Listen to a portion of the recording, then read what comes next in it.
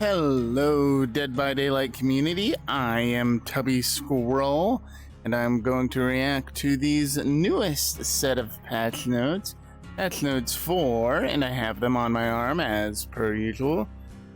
April of 2023. And I'm going to try to be a little quicker and a little more concise than I was last time. But yeah. So they have listened to some of our feedback on the PTB and the proposed changes, and they've actually looks like they're really taking it into consideration and really listened to what some of the more experienced players were saying. And even though I've only got about 1,300 hours myself, I think there is some value in a more medium skilled player reading and reacting to these patch notes, covering them on a YouTube channel, because I feel I'm closer to the average skill level. So I think there is some value in a player like me going over these patch notes, who again is closer to the average player. But yeah, it's a little intro, whatever the intro, and these are the changes so far that are going live from the PTB. Okay, so healing, possibly the hottest topic since the PTB was released. Obviously, healing's a pretty important mechanic, very base game mechanic.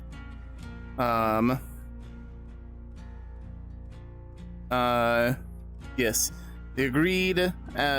So this is huge. After reviewing player feedback, we found that many of you agreed that the speed which you heal others was already in a good spot prior to the update. Agreed.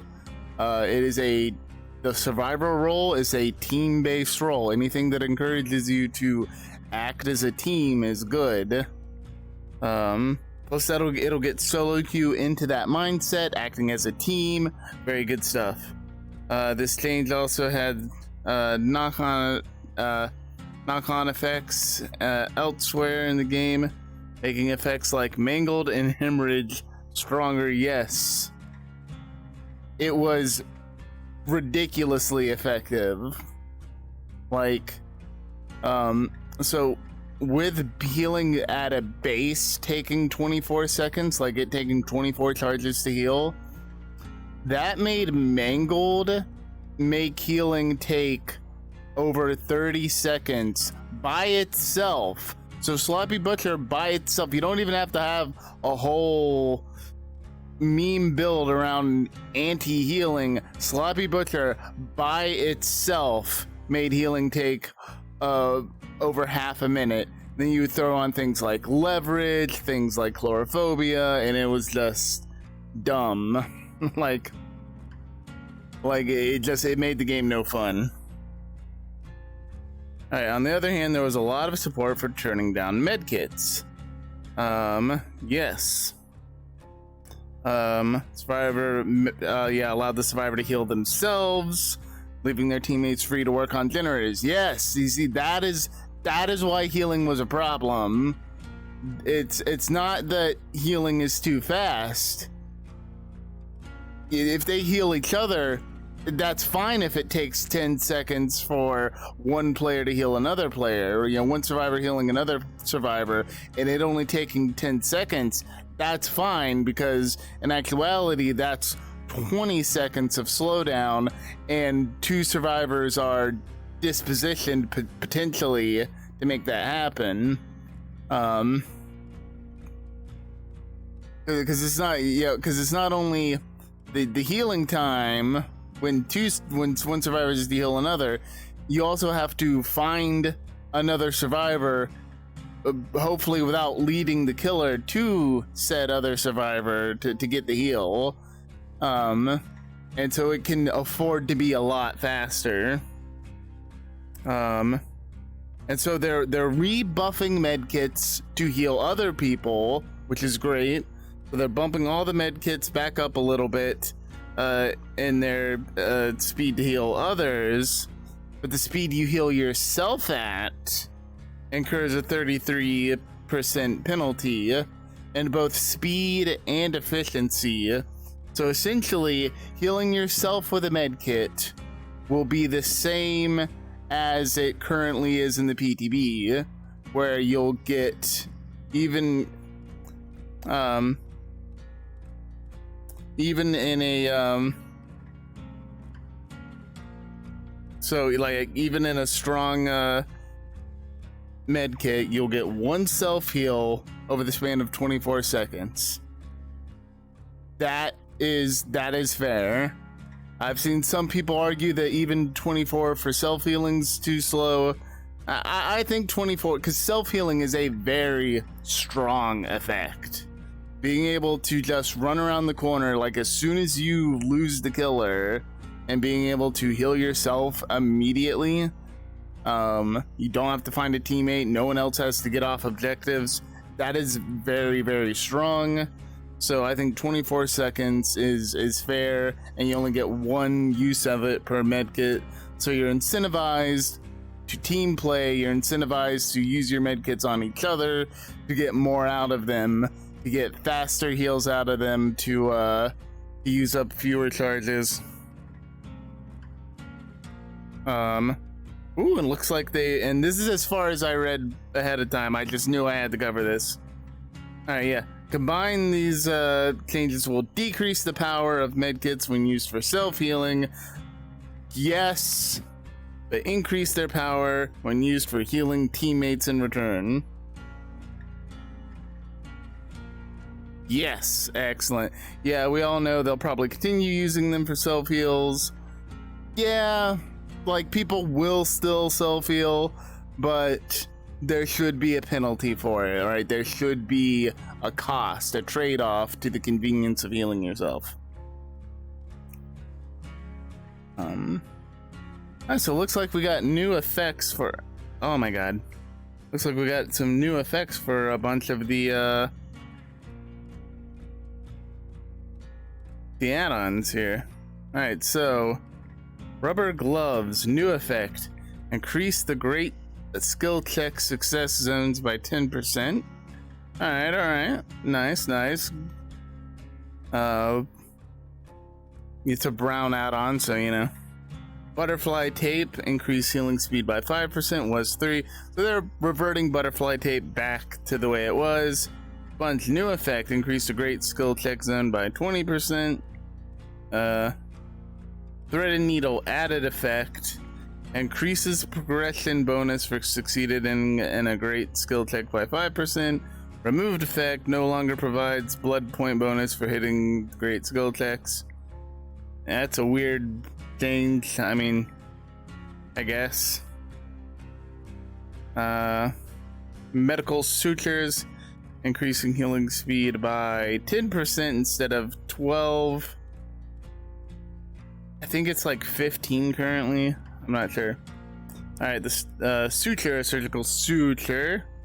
They've added the effect of progression bonus hitting a great skill check by 10%. No, okay, so it's just the higher version of that one.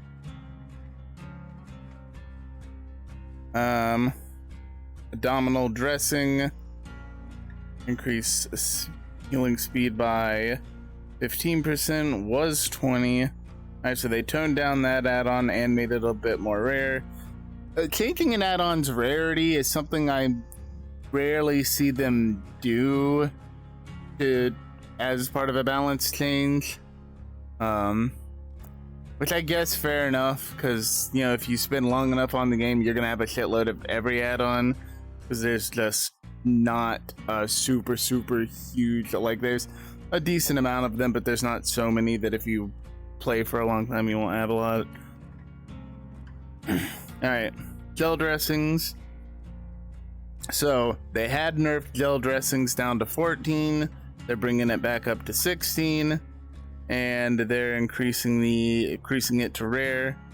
Alright, so yeah, they're reverting the charges nerf, but they're upping the rarity.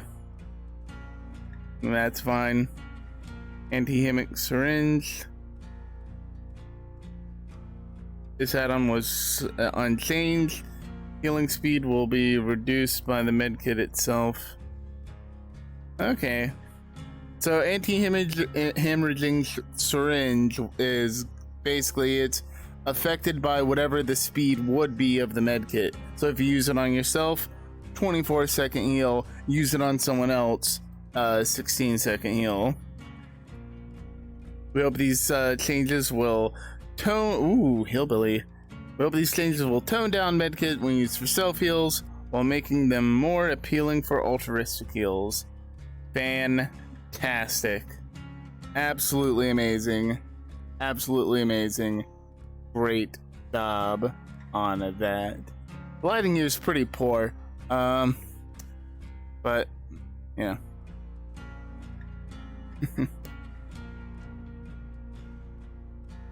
Alright. Hillbilly. On the PTB, we tested out some changes for the Hillbilly, both toning down the overheat mechanic and adjusting 2 of his top performing add-ons.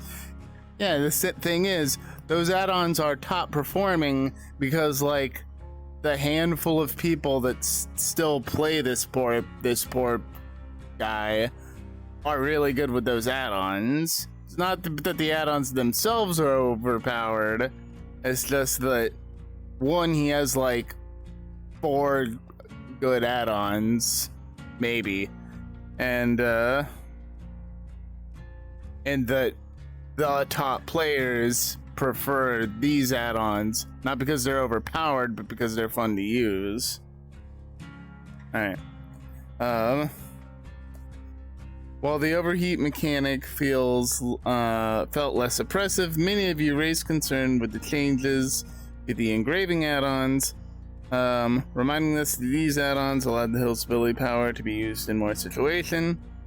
This overshadowed the overheat adjustments, because the overheat adjustments are barely. For the release, we have reverted the Death Engravings and Doom Engraving add-ons. Fantastic, and kept the overheat changes the way they were. Alright, so feathering the chainsaw still doesn't take as much heat. Sprinting makes a tiny bit more heat. And they have reverted the change to the Doom Engravings and Death Engravings, which is awesome. Love to see it. So reverting the add-on nerf that Billy got.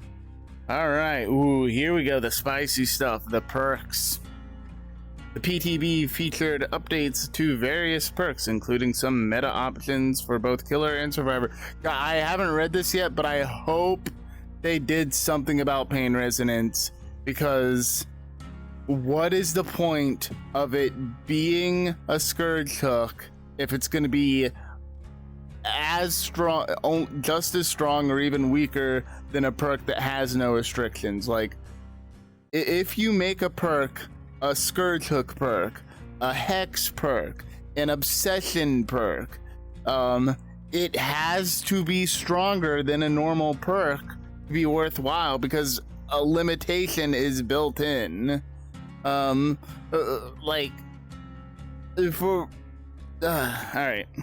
I'm gonna just keep reading. I said no long tangents.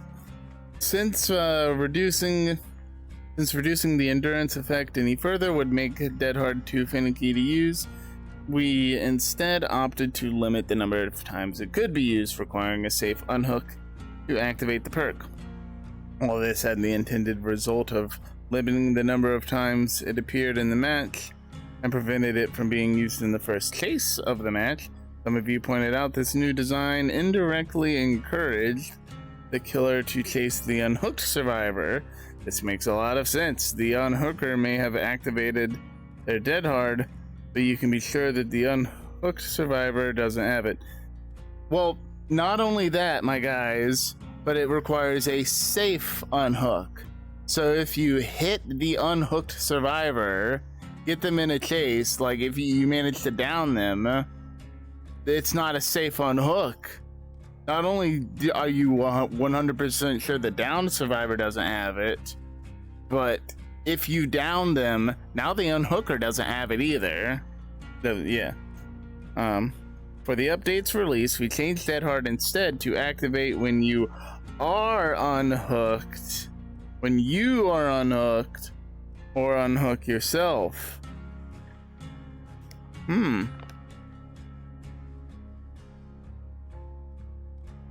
Interesting. So it makes for round 2 to be more intense. Okay. Scourge hook, pain resonance. All right, please. All right. I mean, just kicking it in, great. You can nerf that. There's no requirement to activate those. It's just a normal perk. This is a Scourge hook perk. Because it is limited to one of 4 hooks, and you have to hook a survivor on that hook, it should be a little bit stronger. All right. On the BTB, pain resonance change to only activate on the first time for each survivor. Yeah, that was... This change was specifically made to reduce the number of times pain resonance could activate in a given match. It doesn't need that restriction. It is already a Scourge hook. It already has a restriction. Can activate in a given match, especially later in the match when one or more of the survivors were likely to be sacrificed. While this did give the intended result, many pointed out that it left it in a fairly weak state. Yes, not quite stacking up to other regression perks. I mean, well, you're nerfing a bunch of them, so but yeah, it is a Scourge hook. It should stand a little bit higher because it has a requirement.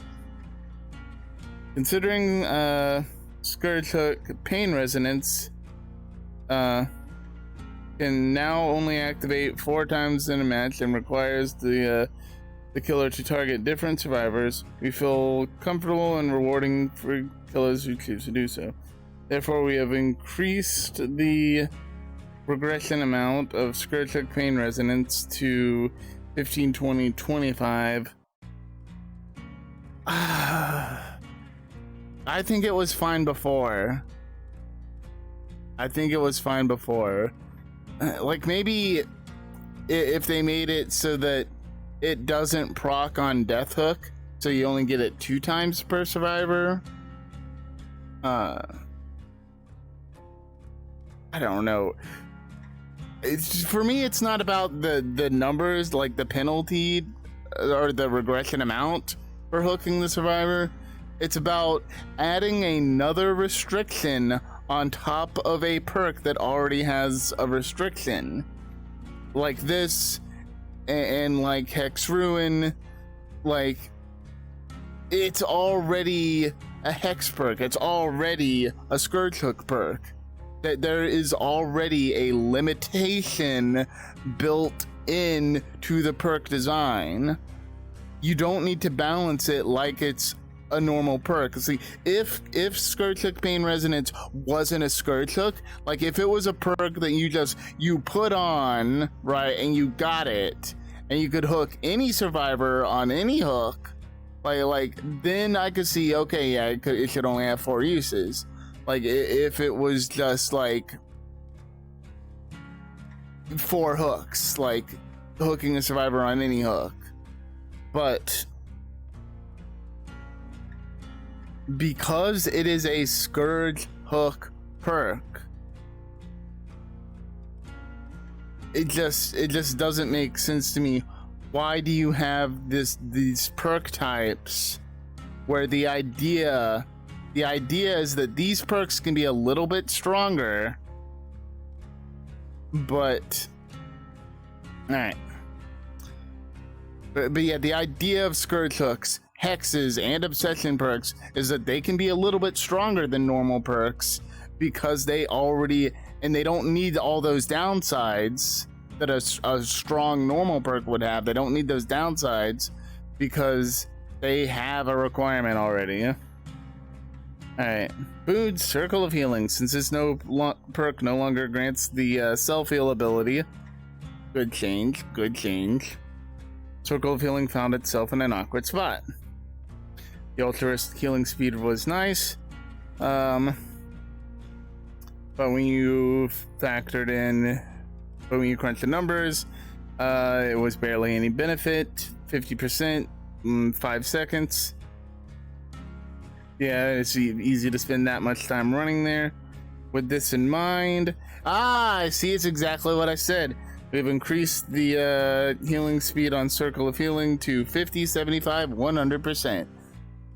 Yeah, see, then I say when I was reading the patch notes, now that, and they probably had that in mind, but they had to test the waters, right?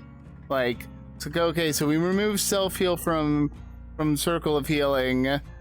We're gonna let that play out, and we're gonna probably see if we can boost those numbers back up. And I think this is fine. 100% bonus speed to healing each other. This is good. Because you have to retreat to the boon area. You have to heal each other. So yeah. While this won't make setting up or running to the boon optimal choice in every situation, make it more impactful if the boon's nearby. Yep, good stuff. Good change. Last but not least, we managed to sneak in one more change to the Auto Haven Wreckers map updates a while back, adding some new tiles to the realm. One of these new tiles was featured a window and a pallet ended up being fairly unsafe. We've rebalanced this tile. Unfortunately, that didn't make it into the PTB in time. However, an updated version of this tile will be available upon release. Okay, so we have a loop here, like a wall here, a little bit of a wall here. It's a window there. I assume the pallet's right there. There's a pallet over here. Yeah, there's the pallet. Is that the pallet? But yeah. They fixed up one of the tiles. And with that, we've reached the end of this developer update. We thank everyone who gave the changes a try, left detailed constructive feedback. Alright, yeah. I would say that this article was helpful. So, overall, my thoughts. Circle of Healing, great change. I think it's in a fantastic spot now. Since you can't heal yourself with it, I think 100% is fine. Like 100% is fine. Like I said before at the beginning of this video, it doesn't matter if survivors can heal each other in 10 seconds. Like, that is fine if one survivor can heal another survivor in 10 seconds, or even 8 seconds, 6 seconds. That's fine. Being able to heal yourself in 10 seconds, that is not fine. Like, being able to just, you should not be able to get hit and use your speed boost to get somewhere where you can self-heal, before the killer has any chance to capitalize on the injury. Like, you should not be able to get hit, use your speed boost to get to a really strong loop that the killer has to leave you at because it's early in the game, and then you heal yourself before the heartbeat fades. Not crazy about pain resonance change. Maybe that's killer bias, but maybe this is killer main bias, but not crazy about the pain resonance changes. I feel like it's already a scourge hook. It already has a restriction. It doesn't need to be only once per survivor. But maybe that's killer main bias. They reverted the change on Billy, or on Billy's add-ons rather. Fantastic. And they kept the change of feathering the chainsaw being more impactful. Add-on changes to medkits, all great. The buff to medkits healing other people, great. The nerfs in them healing yourself, also fantastic. Overall, a lot of good changes. The only one I'm slightly disappointed on is pain resonance, but they did buff pain resonance from what we had in the PTB. Like they did buff it. So I guess I can't complain too much. But overall, great stuff. I am Tubby Squirrel, checking out these patch notes, and be sure to check me out on Twitch and twitch.tv/Tubby Squirrel. That's Tubby_Squirrel. Link in the description. Yay! Button.